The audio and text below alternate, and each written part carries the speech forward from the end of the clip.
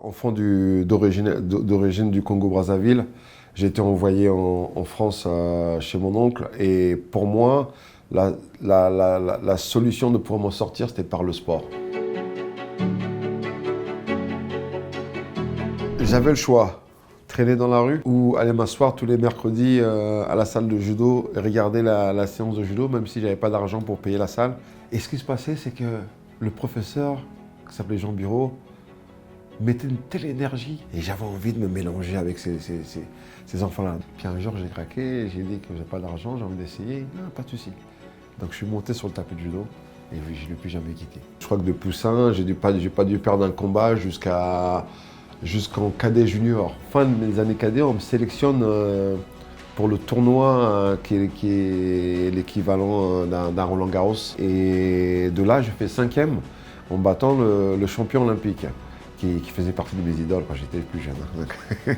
De là, je suis rentré dans le grand circuit directement. Si on me demande comment ça se fait que les choses sont arrivées aussi vite, je dirais ma motivation et ma détermination de réussir dans le sport.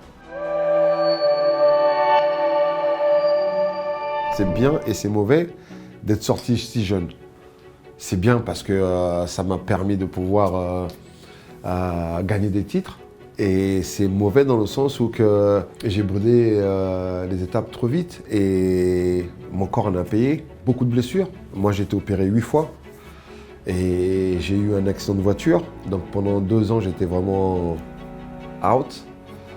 Et après, il fallait se reconstruire. Quand tu marches, tu retombes, tu marches, tu retombes.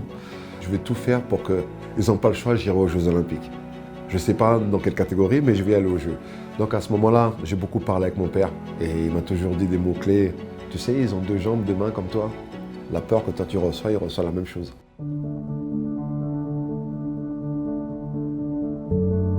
La fédération nous ont dit on doit être champion de France cette année. On s'appelait champion de France excellent, c'est-à-dire c'est les 20 meilleurs.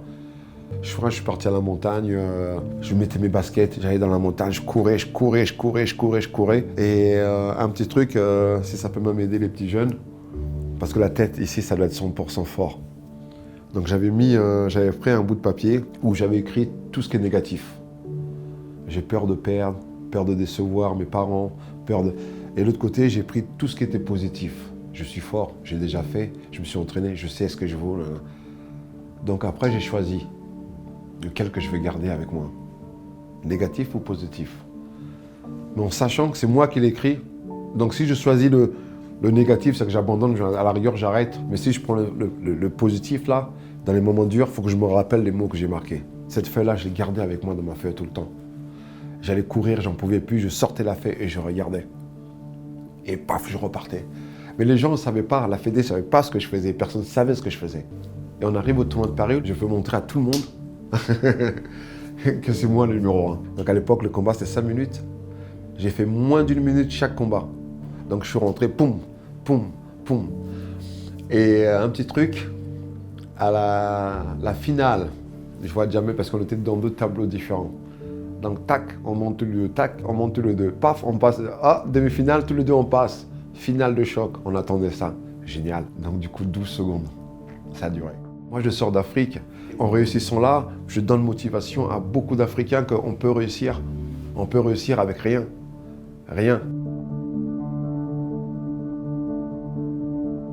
J'ai toujours voulu montrer aussi aux gens qu'en Afrique, on peut réussir. Du coup, j'ai accepté le travail comme entraîneur national au Sénégal. Et magnifique. On arrive à avoir un champion d'Afrique qui a payé depuis 23 ans. J'ai pu donner de moi-même en tant qu'être humain. J'avais une amie à moi qui était dans le judo aussi, j'étais en connaissance du judo, qui me dit Darcel, écoute, si tu veux faire des œuvres, moi je vais à l'hôpital bénévolement ou que je m'occupe des enfants malades, tout ça.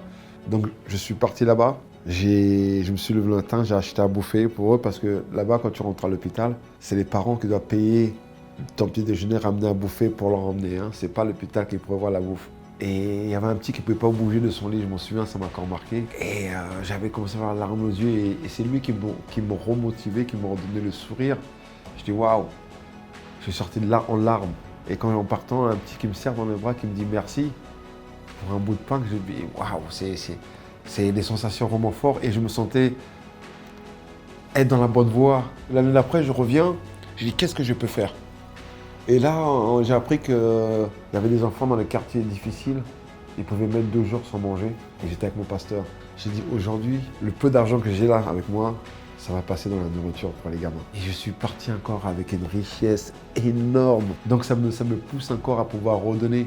J'ai encore envie de m'investir encore un peu plus comme ça en Afrique. Il y a eu quelqu'un de ma famille qui m'a dit oui, mais tu vas aider les Sénégalais, mais nous ici, mais le message n'était pas que ce soit Sénégalais, Congo. Le message était l'Afrique. Et l'Afrique, elle est vaste.